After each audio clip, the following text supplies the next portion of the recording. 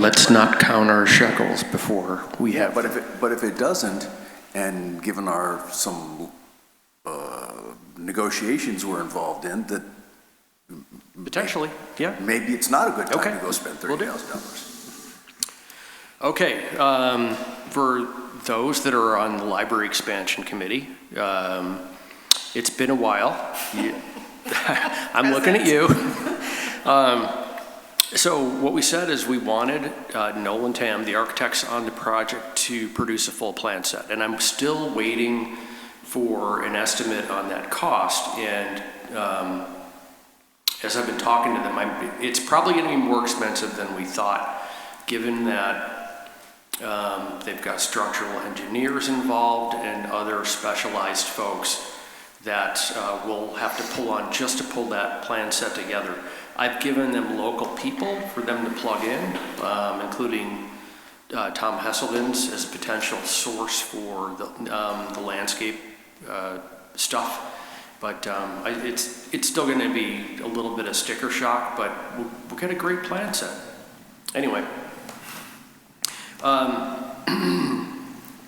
So I just today got a finalized commercial appraisal for 415 North Chestnut. That's for the 2 vacant parcels. We had an appraisal for $100,000, but it didn't include the environmental impacts. And before I wanted to go back to the owner, I wanted to have the true appraisal with the cost of cleanup. So the assessed value is 0. And we knew that was going to be the case, but I wanted something in writing to be able to hand to them. And so I'm going to reach out to him tomorrow and find out what it is that he's looking for the property, given that it's worth bupkis. But I know there's no enticement for you to play with us unless you're getting something substantial enough that you feel it's the time to walk away and leave the environmental liability, or perceived environmental liability, because now the city's done their due diligence, and allow us to move forward and pave this area and use it in a like fashion, which is for parking. Then the landing, I've talked about that we've got a working handshake agreement on a sales price. That's removing the areas that are unbuildable and the areas that are deed restricted for development. Those 2 areas, as well as the areas that we're trying to get park infrastructure built under the Climate Resiliency Infrastructure Grant through the EPA. And so that amount is $2.6 million. Now, the next step, I reached out to Joe Diegas at Cosmont, and I've got dates in the developer's hands that Joe's available, I'm available, and want to get on a call where we can talk about how we potentially can fund infrastructure. Right now, it made it clear that the city of Mount Shasta isn't in the business of underwriting a for-profit developer, but there are things like the formation of a public facilities district or a Melrose district where you form it, people that are looking at opening the money spigot for this kind of work, putting the infrastructure in, also take into account that we're forming an EIFD. What this would do, it's a tax on themselves, so it's not really, they're not like, woohoo, or this is great. But what it does is open the money spigot at a very low interest rate. They build the infrastructure, they don't get the money up front. As soon as they're done, they fill out a certificate saying the infrastructure is in place, and then they get the cash to pay off their investors up front for the infrastructure, and then they pay that fee for that infrastructure back over a 30-year period typically. With that said, there's other hair on this deal. One, another developer who you all know, one of the things in talking to them that they're really adept at, and I don't know if this group has the sophistication to do it, is clearly there's a set programming for this area that the community wants to see. And from what I've heard, there's some affordable, there's some workforce, and some other things that seem to be non-starters. And in talking to K2, their normal approach is to see, well, one, can we chase two different pots of transportation infrastructure that would allow us to cover a lot of the cost of bringing roads to the site and expansion and making sure that that roadway can handle any kind of excess weight. Two, for the affordable housing piece, if you chase the right group of grants, it will underwrite the affordable housing, but also you could potentially, as another approach to this, use affordable housing credits to pay for not only the infrastructure for this site, but bleed over into the infrastructure that we need to feed affordable housing and workforce housing, so we can get a lot of the infrastructure done via the affordable housing grants and loans. And you package all this stuff together and you kind of tie these two ends, and then you've got a lot of that infrastructure paid for and not necessarily by the developer. And so this developer has agreed that they're willing to either partner or act in parallel to make sure this other group succeeds while they take on workforce and affordable housing. Sorry, I know it's a lot to digest, but that's in the works. We need to figure out the money and see, our current developers, Pinsino Holdings, wants to go it alone. They're old school developers, but I think when given the option of does it come out of their pocket or does it come out of various other folks' pockets and they see more of a return on their investment, I think they're going to decide to partner. So that's that. Sorry, I'm filibustering tonight. I got more. Can we get a diagram of everything you just said, Don? I'll write it up. How about that? Thank you. All right. The housing element has been fully accredited by HCD, so we're now done. There are things that we need to continue to do, but we're done for this round, so which is awesome. And thank you, Jeff Mitchum, and everybody else that worked on this. And we don't have to start this again for another 2 years because of how long it took us? I don't know how long it's been, but it's the pain. No. You are As long as now I've been in on remission council, from it the sounds pain for like. 2 or 3 years. We got 2 years left. We can get it. Oh, there we go. Okay, and then next council meeting, Jeff will be here, assuming Planning Commission. He's done a lot of work on this, and it's on objective design standards. And we've already received our tome from a resident troll about why everything's wrong with it. And this is the idea that you adopt objective design standards, and if you are within this box of pre-approved types of architectural design standards and aesthetics, that it can be approved without having to chew every single development to death with is that eggplant or mauve or some other thing or what color the bolts on a chair, that kind of stuff. And we'll be bringing the first reading of the outdoor dining ordinance back with changes.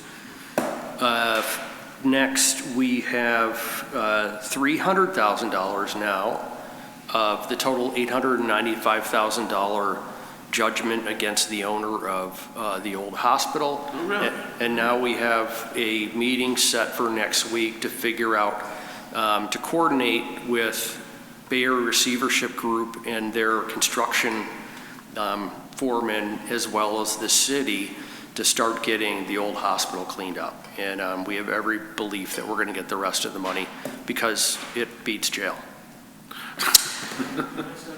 Yeah.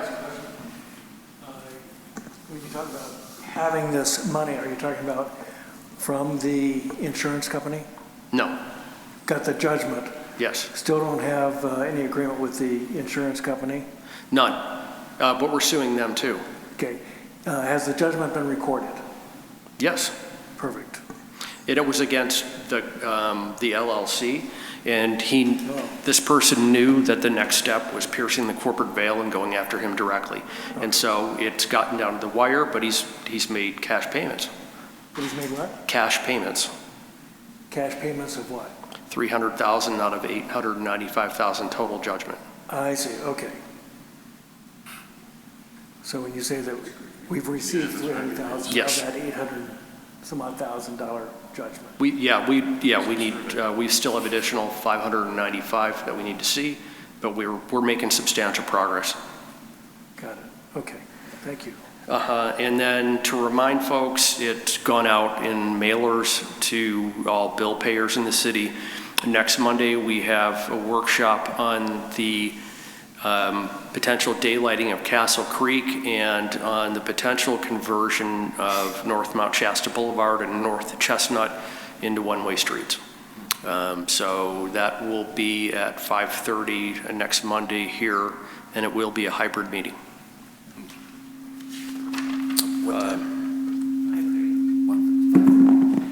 That's it. To the chair.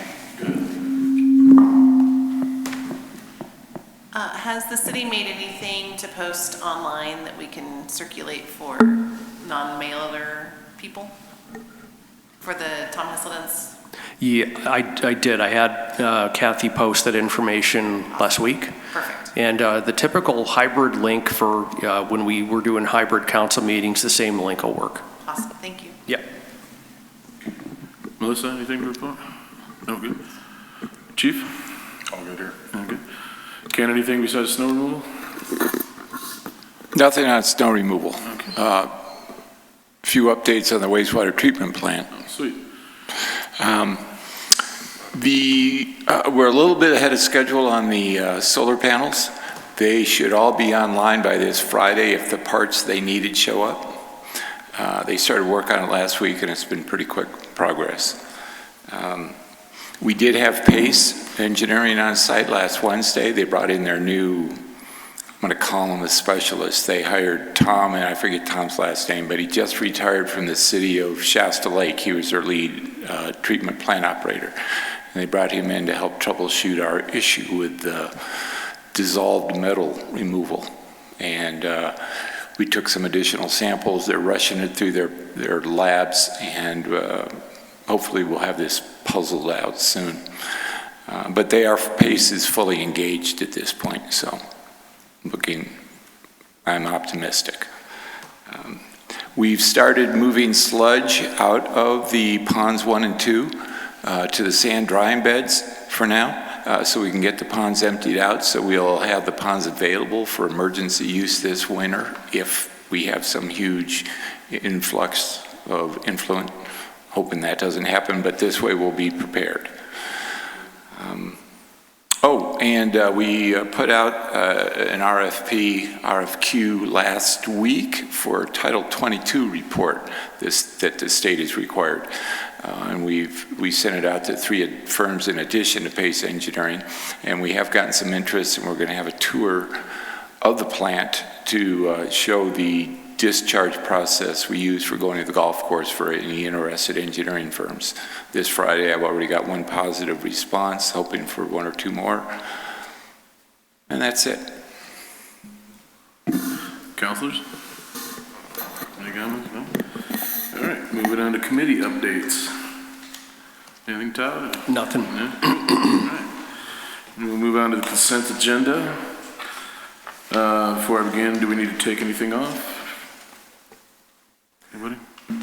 On consent agenda D, page 41, the JEDI agreement, I'd ask that the execution date be modified from September 25 to no earlier than October 14.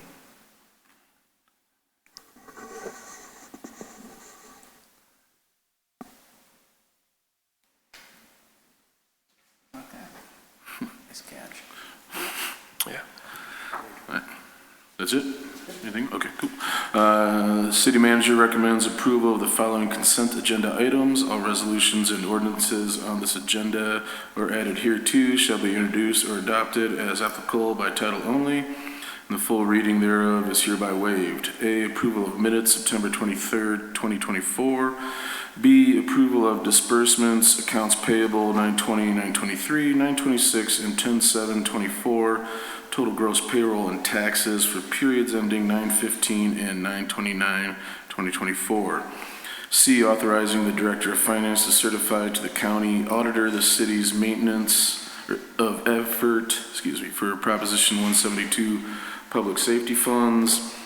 D, subrecipient agreement between the City of Mount Shasta and the Jefferson Economic Development Institute JEDI for City of Mount Shasta Community Development Block Grant 2024 Economic Development Program. E, Resolution CCR 24-30, resolution in support of Proposition 36, the Homelessness, Drug Addiction, and Theft Reduction Act. F, Community Development Block Grant, Mount Shasta 2024 Economic Development Program Memorandum of Understanding. And G, Police Department Monthly Report, September 2024. Do I have a motion? Make a motion to approve consent agenda items A through G, including resolution CCR-24-30 by title only, With the amendment to, with the amendment to item D. thank you. I'll second that. All right. All those in favor? Aye. Aye. All those opposed? None? All right, moving on to number 8, Visit Mount Shasta revised proposals. And Todd, you will be introducing this. Excuse me, back on August 23rd, we had presentations from 3 groups. Josh Thomas, who is the incumbent with Visit Mount Shasta. We had Daisy Faith and Chris Parnell present, as well as a couple of folks that called themselves Tragically Glib.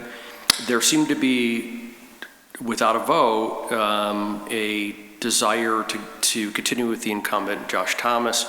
After that meeting, there was a gentleman, Nick Deck, who produced a video that was very informative, somebody that has a lot of experience in digital marketing and getting social media influencers in place and ad buys, and made some suggestions. I thought that the information was good, and council did as well, and so suggested that the incumbent get in touch with Nick Deck and figure out, well, Nick Deck didn't want to take this work on, but he was willing to advise on this work for, some remuneration. And at the last council meeting, it was mentioned that, hey, we never took a formal vote on the 3 folks that presented. And so after the last meeting, I reached out to all 3 and said, hey, and I checked with Nick first, hey, is it okay with these other 2 groups to contact you and to give these other 2 groups the fair shake in eliciting Nick Deck's services. And so made those calls. I've heard nothing back from Chris Parnell and Daisy Faith, nor Tragically Glib. But Josh Thomas has produced a updated presentation, which is in your packet, and he's here in the audience tonight. And I guess, since nobody else has responded, I think they've decided that it wasn't worth their time. Question? Go ahead. Did the other 2 know that this was going to be on tonight's agenda and they had a deadline to? Yes. Made calls to both, left long, extensive messages, my cell phone number, whole 9 yards. This was 4 days after the last council meeting, that Friday, and haven't heard a thing. And this is after I got, no, I take that back. It was the Monday after, because I needed to talk to Nick first to ensure that he was okay taking those phone calls, and he was. Made calls explaining everything in detail, and have heard nothing in return. So they've had over 2 weeks to know about today? Yes. Okay. There's a 3-week gap. Yeah.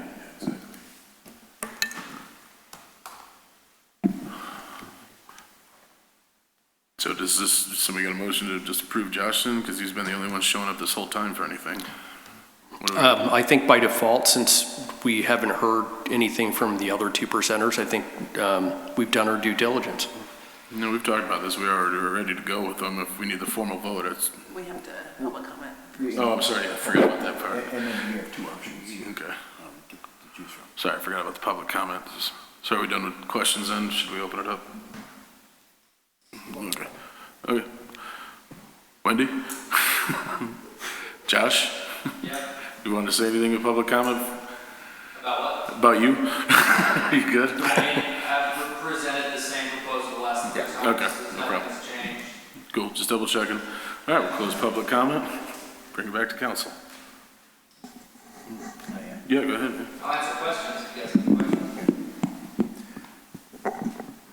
It seems we have a couple of options. Both options include Heroes and Sidekicks, which is Nick Deck's company for about $1,200 worth of consulting, $400 a month for 3 months. And then we've got just a difference between buying digital ad marketing campaigns for $750 a month versus $1,000, and 6 high-quality posts versus 5. You know, A video as well. but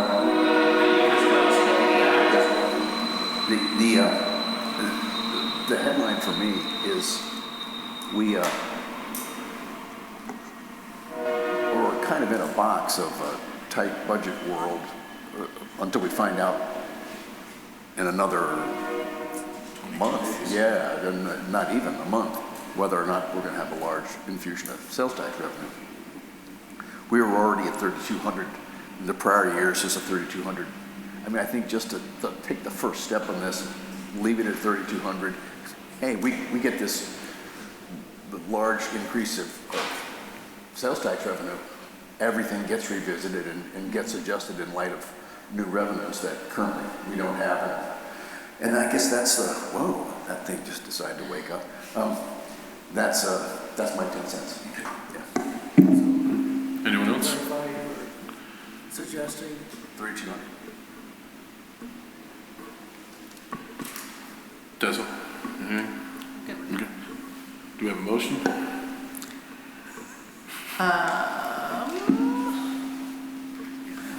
I want to make sure I get this right.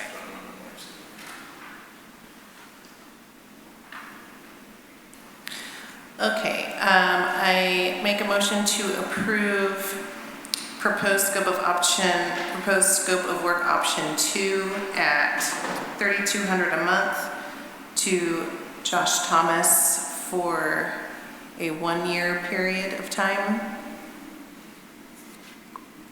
Is that about it? Second? Okay. All those in favor? Aye. Aye. Aye. Opposed? None? Motion passes.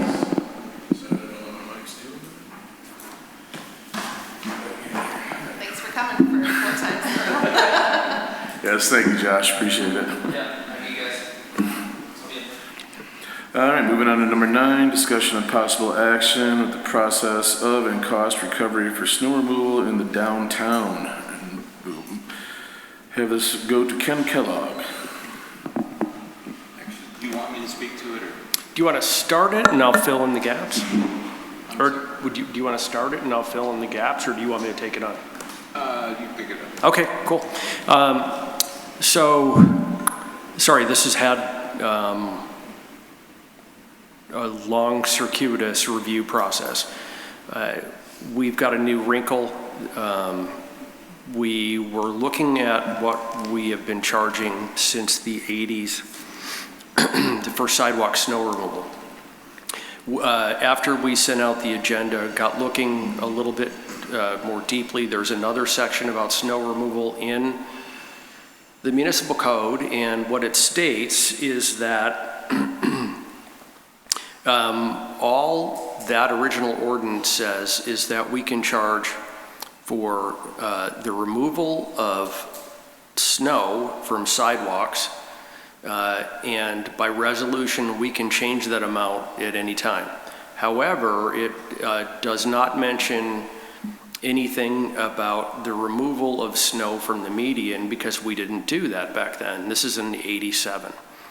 And so John Kenny is now doing some scrambling to determine whether, since this ordinance was written in 87 and it wasn't in our mind's eye that we would be removing snow from the median potentially, that if we wanted to have this happen in just this area, can we just go ahead and pass this new ordinance and apply this fee? And his thinking is, well, I'm not sure if you're in the clear on raising the fee for clearing sidewalks. However, it may require a 2/3 vote of the folks that are impacted within the district on the removal of snow from that median. And the bottom line is, if it's not paid for, the snow remains in the median. But ultimately, I need to get that read from John. We need to come back, at least for the sidewalk snow removal. That's easy. We can come back with the resolution and raise it to the rate. And it says that we can charge this in C1 and C2 zones. Okay, so we're covered. The other piece is, if we want to remove median snow, we need to figure out if we're going to go the vote route or whether or not we're actually able to pass it as part of the ordinance, an updated ordinance. So you're suggesting tabling this for 2 weeks? Yeah. Okay. Any questions, Tim? Well, you addressed some of my concerns. Okay, good. However, I have a problem with charging by building square footage or property square footage versus the length of the sidewalk in front of the building or property. There is no nexus that I can think of between building square footage and the amount of effort in removing snow from a section of sidewalk. From my perspective, it ought to be The length of your sidewalk, so linear foot yeah, of your frontage. right. Do you have a? I would say that would, it's a valid point. But, and right now we're billing through the business license, which is based on square footage. And we have several buildings where we'll have, well, okay, I'll use Gino's building on the corner, where you may have a dozen businesses in there that are all benefiting. And the idea of going by square footage is not so much the cost to that particular business, but the benefit. And this whole ordinance is stated in the ordinance, and the whole point is to benefit the downtown businesses. So I see the correlation between the square footage of the business and the benefit to the business. And it's not in concrete. But then I would bring up, if you look at the lineal footage, how does that play into businesses that have 2, 3, 12 businesses in the building and only have a 75-foot square foot lineal foot frontage? And My thinking would be that the building owner is going to pay, and that building owner can choose to assign a portion of that cost to various tenants or not, in terms of what the tenants pay. But the city is only incurring a certain amount of expense going down that sidewalk with the snowplow or mini snowplow. And it doesn't change depending upon how many people are in the building, how many businesses are in the building. It's that cost by lineage. So, and if I can add to that, I understand where you're coming from, Ken. And I think my concern is that you're sort of picking winners and losers, that if you've got a number of businesses in location, and Councilmember Stearns mentioned that, it really is the cost of the removal of snow within the front of an entity, and say there are a number of businesses there, well, it still costs the same. And if we were going to take that one step further and try to be more equitable, we'd figure out how many partners are in each business and apply a fee based on everybody that has a partnership, and then we can go down even further if you wanted to and pull that apart And it just feels like, well, you know, I think the fairest way is you've got this much to clear, and whoever wants to pay for it, knock yourselves out. Go ahead. Ken, am I understanding you correctly that the primary focus of the snow committee, the removal committee, when we met over time and looked at all these various options, was that really the primary driver of this, because there were things like one business that might have 150 linear feet of front because they have a parking lot, versus 12 businesses that only had 75 feet, and how do we fairly equitably distribute those costs across those businesses, that linear feet and looking at just the cost of this wasn't the way that was the best. That ultimately you're going to have to decide, how do you assign benefit instead of just cost? And that's what ultimately ended up in us looking at square footage. That, correct. It was based more on the benefit derived from the action. And again, we started off by doing this through billings using the business license. Tim brings up a good point. We don't go that route. We go the property owner route. It's a consideration. Part of my thinking also is, Guys, before we get into conversation, if there's no more questions, can we just do a quick public comment part and then get back to the conversation? Yeah. may I make Is this a clarifying comment? Are we making a comment? I'm just double checking. I'm making a clarifying comment Okay. as part of the, My apologies. I thought we were getting on conversation. no. Okay. If the property owner had to hire someone who's carrying a shovel on his back saying, hey, I'm willing to shovel your sidewalk, the property owner would pay that shoveler for whatever that distance is to cover the sidewalk. And the city is essentially doing the same thing, but in a more organized fashion. And cheaper. Well, yeah. For the past 40 years, cheaper. But it's essentially the same thing. You got somebody shoveling snow or plowing snow. I would make the argument, at least on sidewalks, that even if you only have a 25-foot frontage, you're going to pay 20 to 50 bucks minimum to get anybody to show up with a snow shovel. The city's going to whip down that sidewalk with a skid steer and have it done a whole lot quicker and cheaper. And sometimes not as cleanly as the fellows that I've hired. Okay, we'll wrestle on that one later. Any more questions? All right. Open it up to the public. Wendy? No. All right, we're done with the public. We'll bring it back. Any more questions, conversation? We're just going to table this, move on? Yeah. We're good to table it? Okay. Is that okay with you? Yeah, and I make a motion to table this resolution until it's appropriate. We have all the answers figured out, we can bring it back. Second. All those in favor? Aye. Aye. All opposed? None? All right, moving on to number 10, discussion and possible action, hiring of a labor relations consultant to review memorandum of understanding and conduct negotiations with the 4 union shops. Okay. Where to start on this one? So,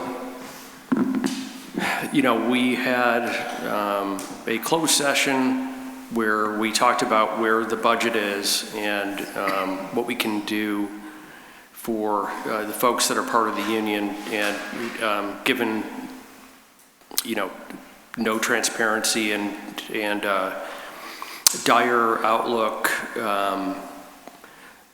the decision was made that until we have a better outlook, that there's nothing that we could do at this time. What I learned after the fact, you know, and you know, to be honest, you know, Melissa's here, I'm here.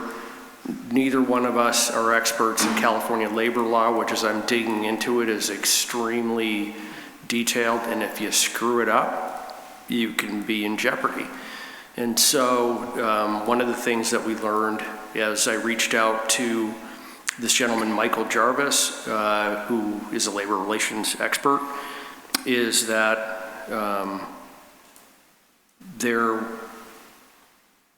we opened negotiations with the union, and then after 30 days said we've made our final and best offer without actually negotiating, which is A, the time frame would get us in trouble with the state, and B, we haven't offered anything, so that's illegal too. And so as we've gone through a number of things, like we've got 4 expired MOUs right now. He took a cursory look at all of our MOUs. There is information in there in each of the MOUs that contradicts each individual MOU with language at the front of each of these MOUs, and at the back there's old policy that is being restated that is no longer valid. We have, we have stuff like personnel policy in these MOUs that because they're in the MOU, you're actually saying that the unions can negotiate what city policy is. There's just a whole host of irregularities that we need fixing. And this group, Michael Jarvis, came highly recommended from city manager in Wairika who uses them, Siskiyou County, and there's another entity that has union folks that does the same thing. And so,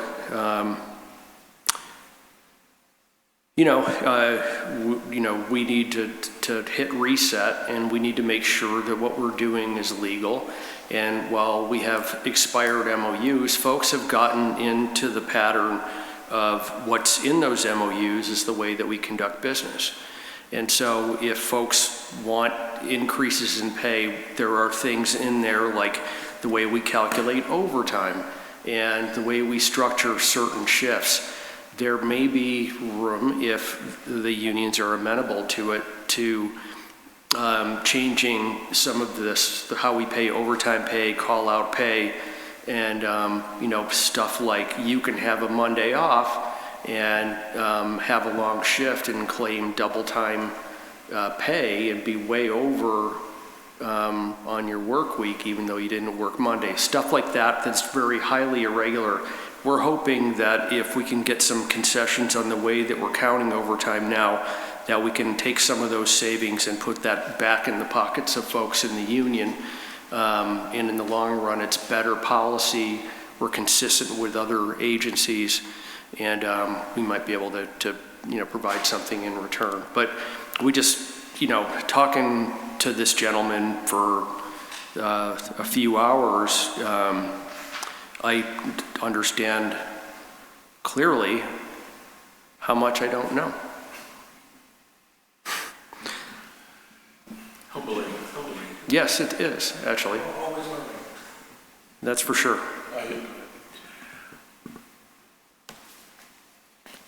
Am I correct in understanding that with union negotiations, we are at an impasse, a declared impasse? The union representative has said that we're not. They haven't met the criteria. They declared impasse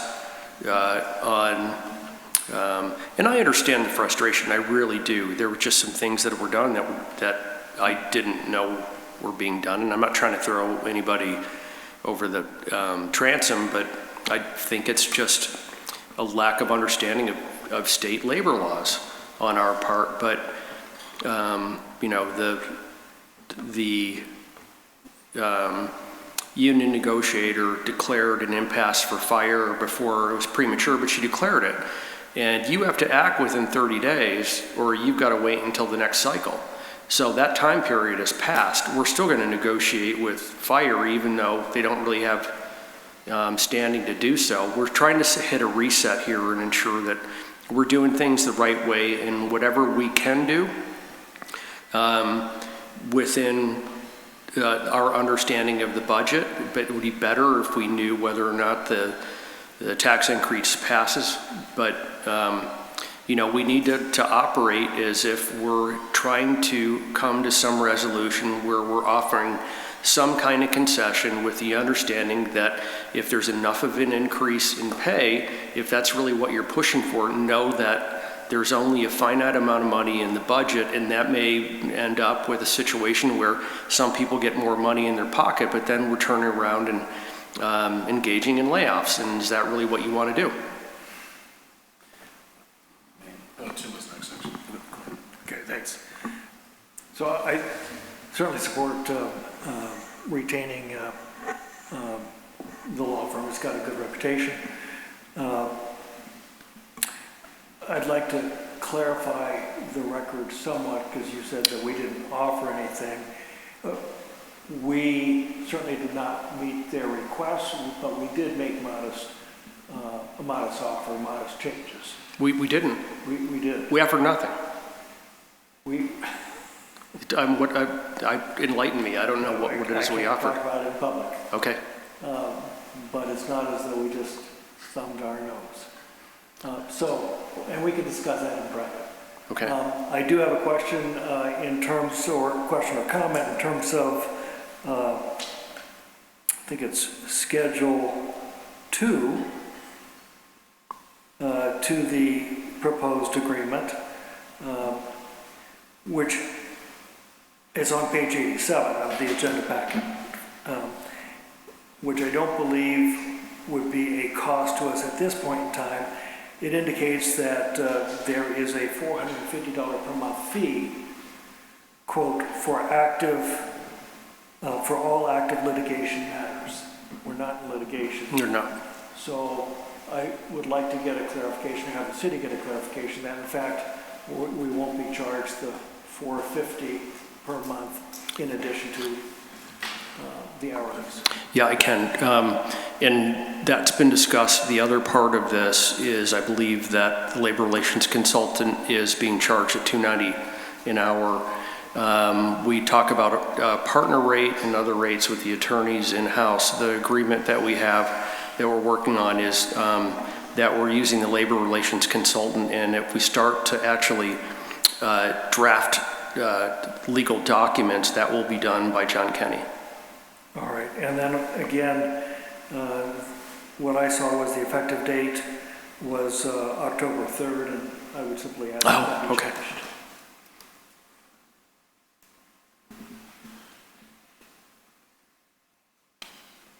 Anything else, Tim? No, thank you. Jeffrey, you had something? You're holding that? Okay. Tess, any questions? All right, shoot it open to the public one more time. And public is denied. All right, bring it back. Your turn now.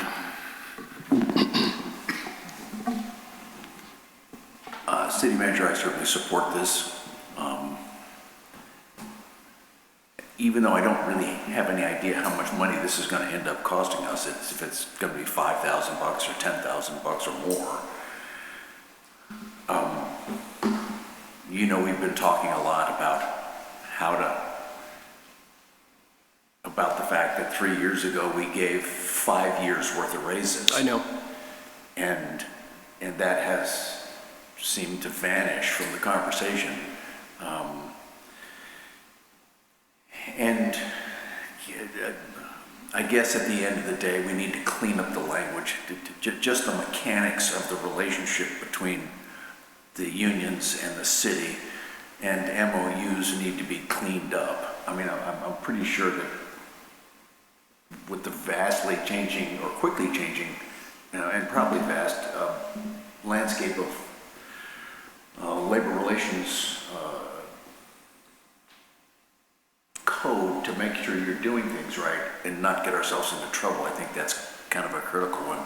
And a lot of things will become a lot clearer in 30 days once we figure out where this 1% sales tax goes. That will bear largely on how things move forward. Other than that, I think we clearly need to hire these people. Do you require a resolution or simply authorization? authorization. I have one quick question. Oh, sorry, yes, go ahead. Is the firm going to look at the MOU language and look at our possible impasse with the union, or are they just looking at cleaning up our MOU process? They are conducting union negotiations within the parameters set by the city and our budget, and they're cleaning up the MOUs. And then we actually used them back in 2008, the same person.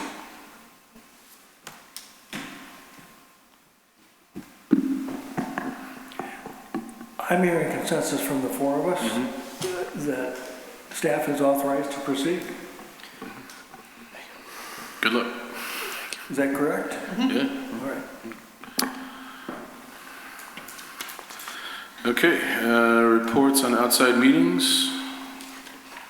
John's not here for that, Yeah, even though they have bad water and can't meet anymore. I know Collier's is still closed. Yeah, exactly. Just bummed about their water. All right, so future agenda items, does anybody have anything to add, or are we still just waiting to kind of clean this up and wait for the new council? We at that mindset? Yeah, that's right. Okay. Well then, I motion to adjourn. See you in 2 weeks.